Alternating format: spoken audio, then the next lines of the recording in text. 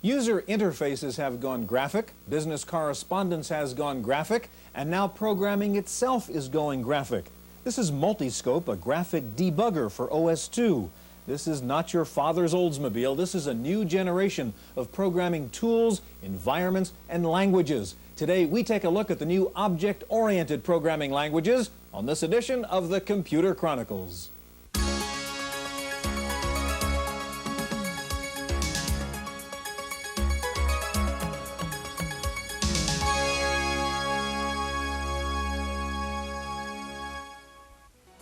The Computer Chronicles is made possible in part by the Software Publishers Association, which reminds you that software piracy is a federal offense. When a few people steal software, everyone loses. Additional funding is provided by CompuServe, by PC Connection and Mac Connection, by Byte Magazine and BIX, the Byte Information Exchange, and by Intel Corporation, Personal Computer Enhancement.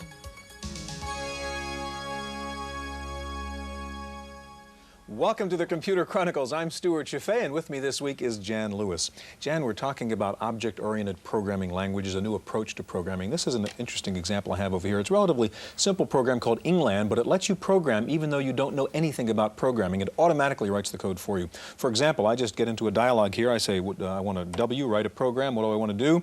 Well, let's say I want to use a math command. Which one? Let's say I want to generate a random number. I hit 2. Let's say a random number from 0 to 1. I hit 1. Assign it to a variable. I'll say X, and there's the line of code it's written for me. I don't really know what the code is, but it tells me that's the first instruction. And you can do serious things with this. For example, I can go back and run a program I wrote before dealing with the generation of invoices. And there you go. And this is a pretty complicated program, in fact, which checks me on quite a few things. And what is interesting, if I want to debug it, I can go in here to View Program, view the program in memory, and there's all the code that the program wrote for me just there, and I can go in and figure out how to change it and so on.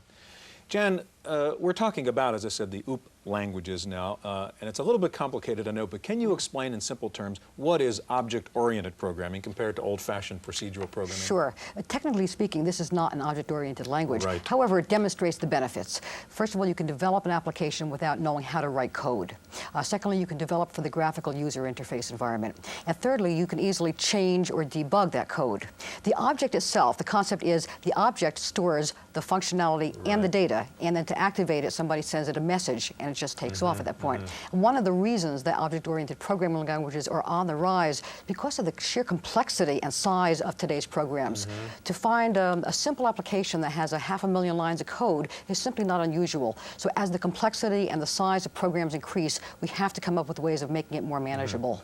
Jan, we'll take a look at several OOP languages today. We'll look at Smalltalk and Actor, C++, Objective-C, and Prograph. When you talk about programming languages, one company's name comes to mind, and that's Borland. Borland, of course, made a business of selling Turbo C, Turbo Pascal, now Turbo Debugger and Turbo Assembler. We begin with a visit to Borland headquarters in Scotts Valley, California. Borland International is perhaps best known for its Turbo language products, such as Turbo Pascal and Turbo C, two structured programming environments that have sold well over 1 million copies. They're part of what Borland President Philippe Kahn calls the first software revolution. In spite of similarities, the two languages have dissimilar markets. Pascal is more of a university tool, actually, which is used a lot to teach computer science courses and data structures or the first-tier classes, and hopefully it's now moving into high schools and replacing BASIC. C is more of a systems programming language. A lot of commercial software is written that way. Basically, most C programmers also know Pascal and can program in Pascal because they started taking their first data structures class, probably, or programming class in the university in Pascal. Most people learn Pascal. It's fundamentally clean syntax and great way to do things. It's a great hobbyist language. Whereas C is more of a system programmer's language. If you only program a few hours a week, 3 or 4 hours a week, Pascal is a great language. C is a little difficult. Borland is now advancing what it considers the next revolution in software design, called object-oriented programming, an environment that features reusable, extendable code. In particular, object-oriented tools stress the underlying architecture of the program's design, using a modular building block approach. I think maybe one of the first benefits is the fact that object-oriented programming forces careful software architecture. When you're building a piece of software, one of the most difficult things, if you're on your own, is sometimes if you're, kind of a good programmer, is to force yourself to just think about it a lot, architect the house before you start building it. Object-oriented programming, by forcing you to lay out your class hierarchies, etc., forces you to really think things through. Borland's president sees object-oriented programming as the latest real improvement in software, a step that has been attempted before. Some people try to make another mutation happen with Lisp languages, with Prolog, etc. That didn't really work because those languages couldn't do everything the other languages could do very practically, and at the same time build enough new benefits that people would switch to them. Therefore, they became niche tools. I think the present object-oriented programming revolution, to a certain extent, will succeed just as structured programming succeeded, but without having to change those languages by extending them.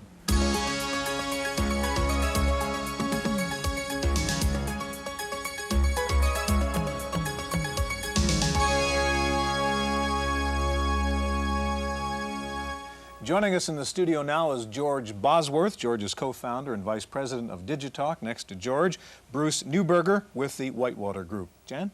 Bruce, before we even get started, there's two types of object-oriented programming languages. One is the sort of the pure type, the one that was built from ground up to be object-oriented, such as yours and such as the Smalltalk. The other is the enhanced procedural languages. For your type, which is built from the ground up to be object-oriented, is it easier for a novice who doesn't have the background of procedural languages, or is it still better for a existing programmer? Well, that all depends on the person's background, but we found that if someone completely jumps feet first into object-oriented programming, it's sink or swim, and most often they swim. George, let's get started by taking a look at Smalltalk, which is operating here in the Presentation Manager environment, correct? That's correct. And tell us about Smalltalk, and then show us how you would use Smalltalk. Well, Smalltalk, and this is a particular implementation for Presentation Manager, is a pure object-oriented language. It pioneered a lot of the concepts in object-oriented programming, and that's why it's gathered a lot of interest over the years. In fact, this goes way back, doesn't it? Oh, to yes. Xerox PARC days and so on. PARC days and so forth. All right, show us how you would use Smalltalk 5 here. Well, in this particular window, it's graphics demonstration windows. We can do various things. We can draw pictures. These particular pictures you're seeing are generated by the underlying Presentation Manager graphics models. This piece of text is generated by the underlying outline font technology inside Presentation Manager. But what we've done here is we've actually surfaced the, this is an object that we can manipulate. In this case, I can drag it around and actually throw it much as a Frisbee. But one of the things that's very interesting about object-oriented environments, in particular in Smalltalk, that I like is the ability to modify things even while things are running. So what I'd like to do is go in and maybe draw something slightly different here. Okay. And to do that, what we have to do is locate the piece of code that is doing what we're seeing and then change it. This particular window that I just put up on the screen is a window that allows us to modify code. It lets us see all the source code in the system, and what I'm doing is I'm going to the piece of code that actually drew that. It is called graphics demo, not surprisingly, and the particular piece of code that drew that, not surprisingly, is called Smalltalk. Right, there it is. So what we'll do is we'll come down here and change it now. Because I am not necessarily the world's greatest typist, we'll go and pick up a piece of text that I wrote previously and just copy it and put it in the code that we're running. So you're modifying the program while the program is running. Right. What I'm doing now is the simple text editing part, which says what you want it to do, and I'm changing it to be something different than what it was. In this case, I changed the text. I'm going to change the size. I'm going to come down here also and change the color. And if I'm as good a typist as I hope to be at times, then it's just a matter of asking the system to compile it. And at this point, it's now into the system. And it's finished with the compilation process now, and it's dynamically bound into the system, so we can now try and run this piece of code. What I'm doing it now is asking to execute it, and at this point it's going out to the outline font and rendering this new string that we put in. There it is. And there it is, read as we hoped, slightly smaller, but longer. And it's another object, you can play It's with it another just like object. the I first can one. pick it up just like That's the first great. one, manipulate it and throw it. And for those who were observant, you noticed as I was doing all of that, the first That's right. was still bouncing around, which is indicative Yeah. of Smalltalk's versatility and PM's multitasking capabilities. Bruce, I want to turn to Actor now and the new version of Actor 2.0 and tell us how that's different from what we've just seen here in terms of an OOP language. Okay, well, it's very similar to the way we use object-oriented programming. It's the environment that's somewhat different. We run in Microsoft Windows, which can generally run on a smaller machine. And our syntax is a little more traditional, so C and Pascal programmers can find it very readable. All right, run us through Actor 2.0 here and show us how we would use that. Okay, sure. This is our new version. And it comes up right in Windows. It is itself a Windows program. And we can see the Actor introduction screen here. Okay. Then we can actually go into this workspace and start executing code. Okay, what are we looking at in this workspace? Okay, we're looking at some code that creates a new window. Okay. This is called an edit window. We press one line. We have one line of code to create it and one line to show it on the screen. And it can be resized and typed into. And you can see that we're about halfway to a word processor here, and this is something that comes predefined in Actor right out of the box. If we shrink the window down a bit, you can see that it even has scrolling. One of the nice diagnostic tools in Actor is what we call the inspector, and we can actually highlight the name of that window object and click on inspect, and that will bring up the inspector, which shows us all of the data that actually makes up that window. For example, its location rectangle on the screen, its caption, and even the text that I just typed into it. There it is, yeah. So I can learn a lot about the objects in my system at any one time. The next thing I'm going to do is create another type of window called a chart window.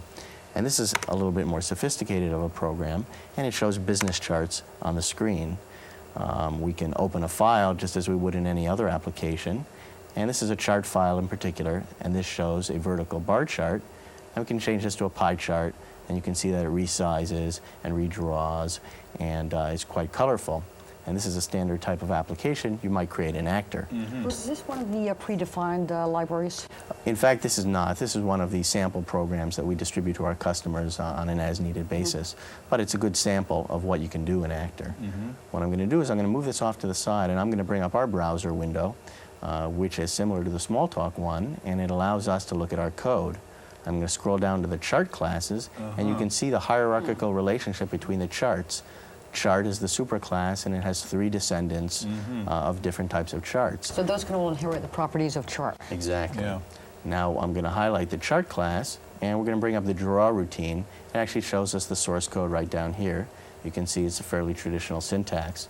What I'm going to do quickly is add in a line of code that just brings up what we call an error box or a dialog box, and it's going to say hello world. And we can do that in about 1 line of code. We click on accept, and that compiles in. And now, as soon as I go back to my chart window and it starts to redraw, I get the hello world dialog box, and I've now actually changed the program. Right. So there's a good introduction to the Actor environment, and I'd like to quickly show you a sample program written in Actor. I'll delete that file I just created. And this is a program called Astro. It was developed by physics professors at the University of Maryland, and it's used by courseware in a physics course. Really a non-programmer doing this. Exactly. And Windows is known for having a fairly complicated programming environment, and they were able to do this with not that much work. And That's as a you little can see, astronomy tutorial there. The scroll bar on the bottom, Yeah. what does that do? that would actually increase the speed, so hold on, and we'll send the That's solar great. system I'm getting dizzy. into a whirl. This also has a help system built in, and people can scroll through it. So this gives you an That's great. idea of an actual final program that was developed in Actor. Bruce, thank you very much. Now, of course, object-oriented programming takes place in other than the PC-compatible Windows and Presentation Manager environments. For the Macintosh, there's Mac App and a new software development system called Prograph. Here's a report. The Macintosh is a natural for object-oriented programming. Indeed, HyperCard and HyperText are really examples of object-oriented environments. The graphic interface of the Mac often confuses people into thinking that is the object-oriented programming. There's a tendency sometimes for people to say, well, the Macintosh is an object-oriented computer because it has all these graphic objects lying around on the screen, folders that look like file folders for icons and so forth. And although those could be called objects in one sense, they're not in the strict object-oriented programming sense. They're not, because they don't really have individualistic behavior. They're simply graphic representations that the user can go click on and something happens because the system knows how to do that. Apple's Mac app is one example of an object-oriented programming language. But the newest object-oriented development system for the Mac is Prograph from TGS Systems. Apple has been saying very loudly and very clearly to all the developers, you should learn to use object-oriented programming techniques, and specifically their own object-oriented environment, which is called Mac app, or you're going to be unable to program the next generation of Macintosh. A Prograph program is created by building what looks like a data flow diagram. Prograph features a built-in source code debugger, and a Prograph program can be executed from within the design mode. As an object-oriented language, Prograph features a hierarchy of system classes that correspond to the typical interface elements of Macintosh applications. Working with Prograph requires learning a different style of thinking, but once you get it, you can easily and quickly build a complex application. Object-oriented programming lets programmers build things far more efficiently. Each application you build in an object-oriented environment, particularly if you don't radically change the type of thing that you're doing, can build significantly on the previous work that you've done, on the previous objects that you've built, on the previous libraries you've created. So each one gets easier in a shorter time frame and more sophisticated. For the Computer Chronicles, I'm Maria Gabriel.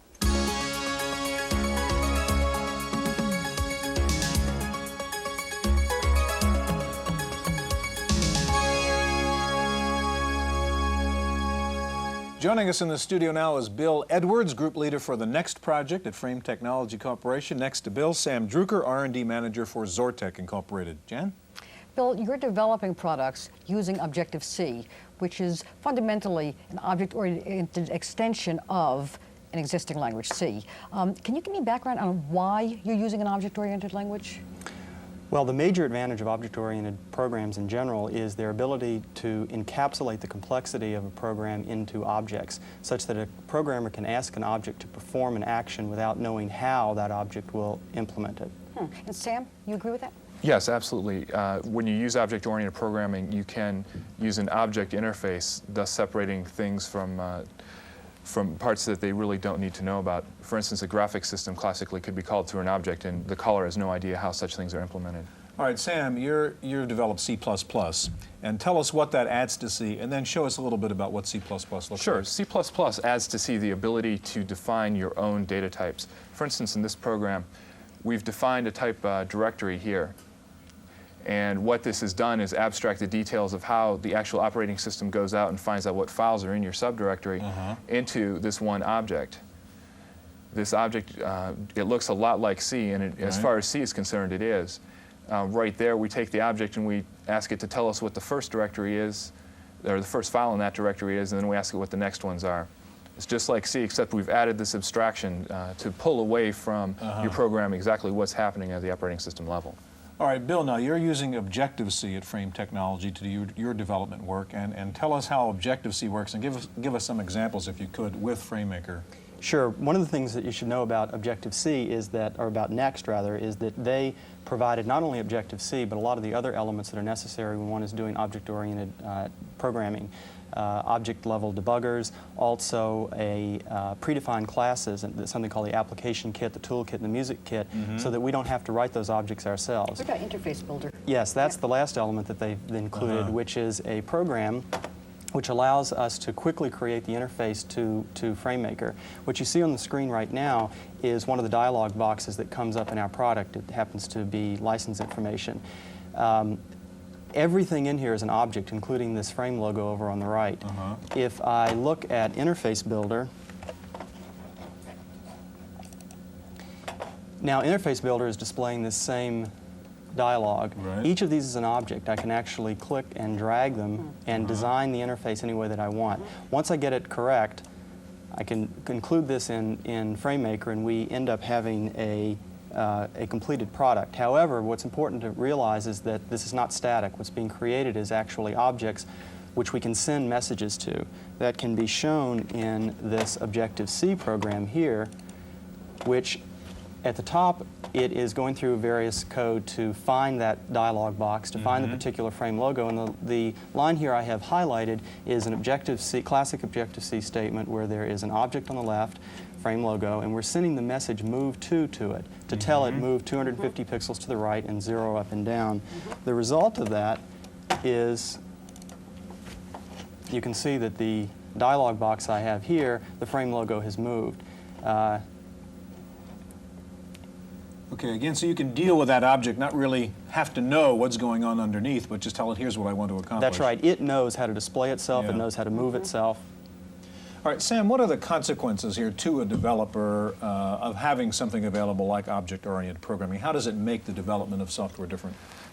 It makes the development of software different in that your programs are much more compartmentalized. That is, the details that are pertinent to one section of the program never appear in a section of the program that they're not pertinent to. So all my operating system stuff is in one place. All my graphical calls are in another place. So if I have to change part of the program, as you do in any software, part of normal maintenance, it doesn't affect your entire program. It just changes those things that are local to whatever it is that you've affected. Yeah. Makes debugging a lot easier, too. It does. And in C++, suppose you're a C programmer. I mean, can you work easily in C++? Can you go from one to the other? Absolutely. C++ is a complete superset of C. As a matter of fact, I can show you how to change a C program into C++. You pretty much have to be a C programmer to use it? Yes. C is really the first step into C++. Okay, describe what you're doing on the screen now, Sam. If I had a C program called thing.c, then this command would change a C program into a C++ program. That's it? That's it. Okay, that's not too hard to figure that out. How about, Bill, from an end user's point of view? What are the benefits to an end user of having developers have access to object-oriented programming languages? Well, in the particular case of Objective-C, it has something called dynamic binding. And what this means is, in the case of our FrameMaker product, the product that gets delivered to customers is a combination of the code that we have written and what Next Corporation has built, has delivered. If Next decides at a later date that they want to improve their code, all they need do is to send customers these updated objects, and suddenly FrameMaker benefits from it. Its behavior changes because we're using the objects that Next has shipped to their customers. And Sam, what's the next step here in making, I mean, object-oriented programming is such a nice move forward to make it easier to manipulate code. What would happen next, do you think? Well, that's to really hard to borrow a phrase, if you don't mind using that word. Well, it's always hard to say what's going to come next in the computer industry. But as far as object-oriented programming is concerned, now that we've got viable tools and system tools, we're going to see a lot more things like the interface builder on the Next. And we're going to see that spread to a lot more platforms for a lot other uses, I think. Gentlemen, thank you very much. That's our look at object-oriented programming languages. We'll be back in just a minute with this week's computer news.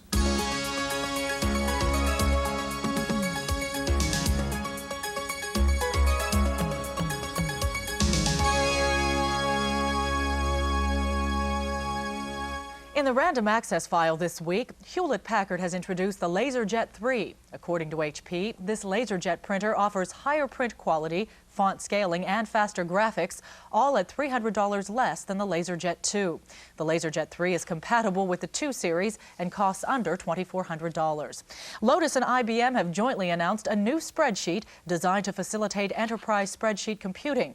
This allows users to integrate personal computer and mainframe applications and tap resources such as IBM relational databases.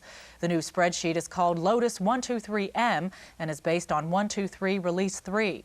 123M will be exclusively marketed and supported by IBM for the System 370. Prices will depend on processor size. The cost of a Macintosh SE and LaserWriter 2 just went down. Apple Computer is cutting prices between 10 and 17% on all Macintosh SE and SE30 computers, as well as the LaserWriter 2 NT and NTX. That means a savings of between $300 and $1,000. IBM has also announced price cuts of 5 to 28% on all its Pro printers. Savings on the 6 Impact printers range from $50 to $170 off. Well, this week, a viewer asks Dr. John about transferring files from his old desktop to a new laptop. Is there an easy way to do it without buying a transfer utility? Since your desktop is one of the older machines, the chances are the diskettes that it uses will not fit into your laptop. Therefore, the best way to connect them together is using a serial cable like this one. It'll go between your two COM ports.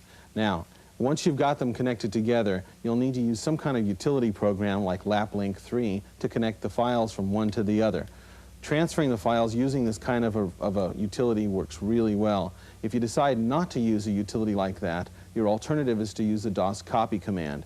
If you do use the DOS copy command, however, be sure that you use the mode command beforehand to match the output of the two ports. Otherwise, you'll get nowhere.